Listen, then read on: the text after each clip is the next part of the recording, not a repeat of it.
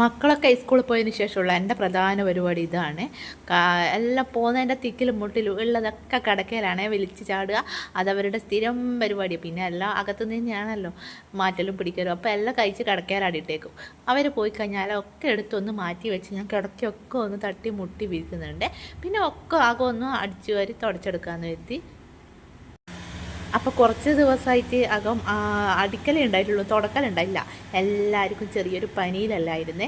കൈലാസിനായിരുന്നു ആദ്യം പനി വന്നിട്ടുണ്ടായിരുന്നു. അവൻ നല്ലപോലെ സൈഡായിട്ടുണ്ടായിരുന്നു. അവൻ്റെ പനി മാറി വന്നപ്പോഴാ പാറുക്കുട്ടിക്കും പനി. അങ്ങനെ എല്ലാം കഴിഞ്ഞു. ഇന്നലെ മുതലാണ് പാറുക്കുട്ടി സ്കൂളിൽ പോയി തുടങ്ങിയിട്ടുണ്ടായിരുന്നത്.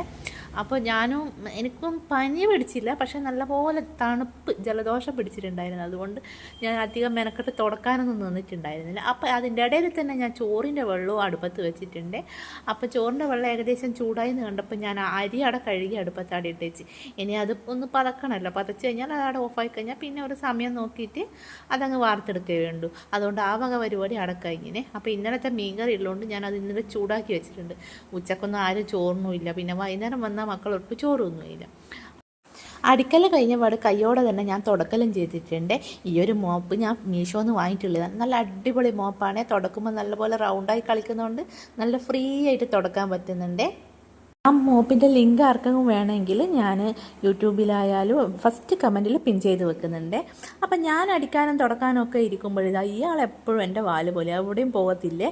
അപ്പം മീനുക്കുട്ടി അവിടെ ജനലും ഇരുന്നപ്പോൾ ഞാൻ വെറുതെ അവളുടെ അടുത്ത് കുശലം പറയാൻ പോയത്. എന്താണെന്നറിയില്ല, ഇച്ചിരി പിണക്കാണെന്ന് തോന്നുന്നു. നേരെ അവിടെ നിന്ന് ഇറങ്ങിയിട്ട് അടുത്ത ജനലുമലേ പോയിരുന്നിട്ട് അങ്ങും ഇങ്ങൊക്കെ നോക്കുക. എന്നോട് വലിയൊരു ലോഗ്യമൊന്നും കാണിക്കുന്നില്ല. എന്തേലും ഒരു പിണക്കം കാണുമല്ലേ. മനുഷ്യന്മാർക്ക് മാത്രമല്ലല്ലോ അല്ലേ, മൃഗങ്ങൾക്കും കാണത്തില്ലേ പണക്കമൊക്കെ. അപ്പം ഞാനൊന്ന് അകമൊക്കെ അടിച്ചപ്പോൾ ഈ അകം വെയിലത്ത് മാത്രം നല്ലോണം ആറും. മഴേൻ്റെ ഇതുണ്ടെങ്കിൽ പെട്ടെന്നൊന്നും ആറൂല്ലേ. അതുകൊണ്ട് ഞാൻ ഫാനൊക്കെ ഇട്ട് എല്ലാം ഒന്ന് ആറ്റിയെടുത്തേ. അപ്പോൾ ഇന്നത്തെ വീഡിയോ ഇത്രയേ ഉള്ളൂ.